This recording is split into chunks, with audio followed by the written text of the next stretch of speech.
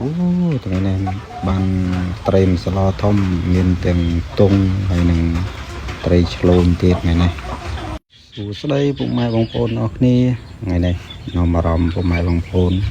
តគ្នាមកទស្សនាការលើកទ្រូរបស់មេធីម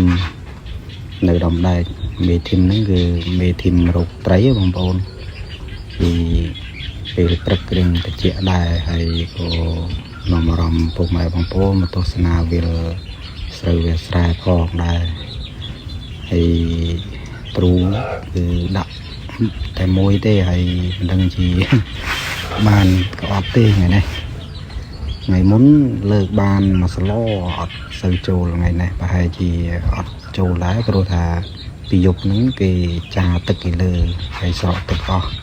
អត់មានត្រីឡើងអញ្ចឹងមិនដឹងជាចូលបានច្រើនឬក៏ដូចថ្ងៃមុនទេខែនេះហើយឆ្នាំនេះក៏រៀងខ្សត់ត្រីដែរពុកម៉ែបងប្អូនវាស្រករាំងមួយខែទៅ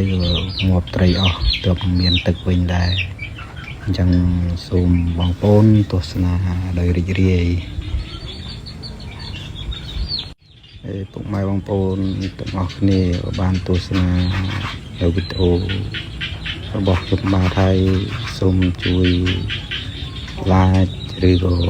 ជួយ share គ្រប់ត្រូលនៅវីដេអូរបស់ខ្ញុំបាទតែជាអ្នកផលិតថ្មីបងប្អូនពីនេះពុំមានលើកទ្រូមកហើយឃើញថាមិនសូវបានច្រើនទេបានតិចដែរទេអត់សូវចូលថ្ងៃមុនបានតិចហើយថ្ងៃនេះក៏រៀងបានតិចដែរប៉ុន្តែគ្រាន់ជាងថ្ងៃមុនតិចវីដេអូហ្នឹងក៏មានតែប៉ុណ្្នឹងហើយបងប្អូនសូមទស្សនាដោយរីករាយបើសិនជាមានកំហុសឆ្គងត្រង់ណាសូមមេត្តាកុំប្រកាន់អីព្រោះថាខ្ញុំមិនសូវចេះនិយាយឬក៏បញ្ចូលសំឡេងឲ្យបានល្អដូចគេទេអរគុណច្រើនពុកម៉ែបងប្អូន